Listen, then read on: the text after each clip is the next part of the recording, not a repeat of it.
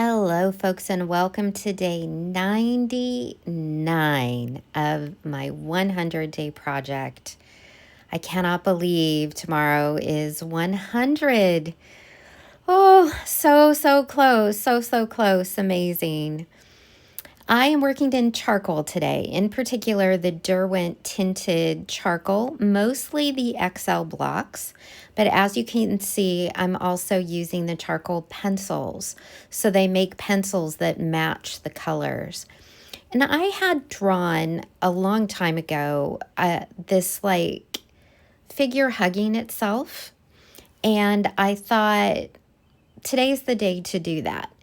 And I picked a piece of black mixed media paper. So this is Strathmore mixed media paper. I think I used it earlier in the project, maybe with the wax pastel potentially. But I thought it'd be great with this tinted charcoal because it would show up really well. And then I can use the black as my darkest dark if I wanted to. And so that's what I did. So I kind of sketched out the figure. And in my initial sketch, she was smaller and I had some other things around her. And I didn't really feel like putting the other things around her today. I don't know, it just didn't feel right. And I moved her a little bit higher in the composition on the page. And it just wasn't working. I was trying to get her proportions right, and it just wasn't working. And it's really interesting when this happens to me when I'm painting. There was a point in time in my life, in my journey as an artist, where I would have fought with the painting and tried to make it work and got frustrated and made big marks over the whole thing and meh. And what I've learned to do over time is when I think a painting is going in a certain direction and that direction stops flowing, I stop fighting it. And I look for what the painting is actually trying to tell me. And it was this mark that I'm making right there, that light mark on that gray figure at the beginning. It made me realize this figure wasn't hugging herself. She was hugging another figure. And once I realized that, everything started to flow.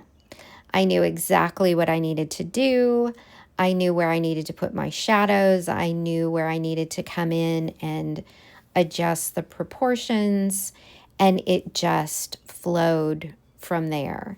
So it was interesting to kind of see this one evolve out of something that started out quite different. I really enjoy using these XL blocks. I really like the loose marks they make. They are very messy, so you'll see me lift up my paper regularly, and what I'm doing is I'm just gently tapping off the extra charcoal onto a paper towel. And I end up leaving the background black, the color of the paper, and it worked out great. There are just a couple of spots where I ended up using an eraser to erase a couple of places where I got some smudges. But other than that, the paper stayed perfectly clean. So even though there was a lot of charcoal residue as I was layering these figures, I was able to tap it off and it not really leave smudges or anything on the paper. So that worked out really well.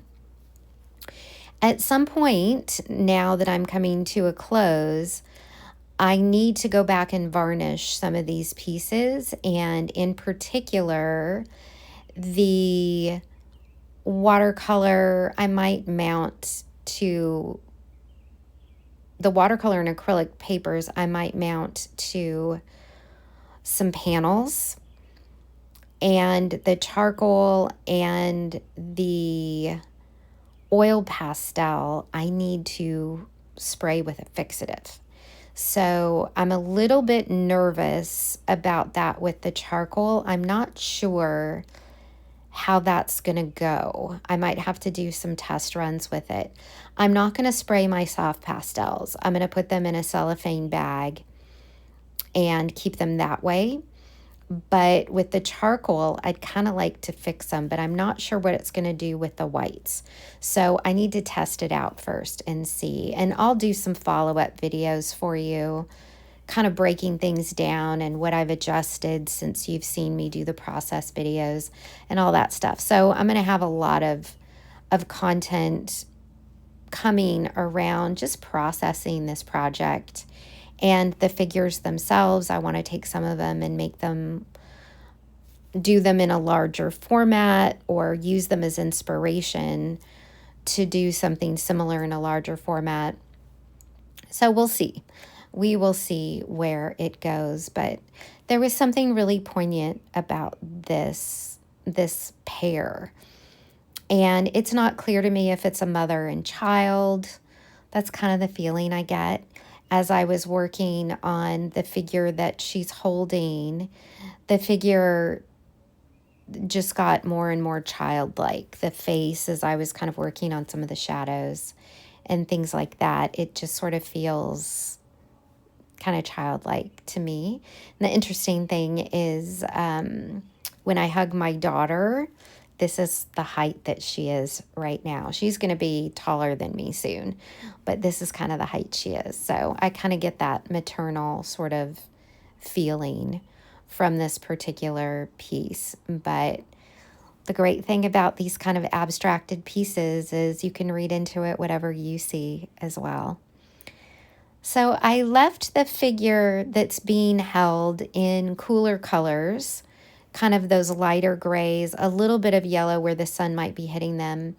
And then the figure that's holding is in the more reds and yellows with that bright pop of greenish blue charcoal. I think that's called forest. And I put a little bit of that in the clothing of that figure as well, just to harmonize that greenish color.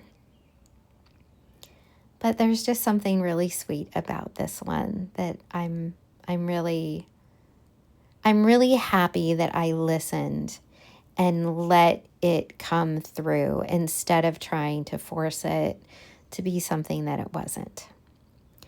So that's day 99. Thank you so much for joining me on this journey. It has been wonderful to share it with you. And I know I have one more day, but I'm just feeling super grateful today. Thank you so much. I hope you're doing well. And I will see you in our very last one, day 100. Almost here.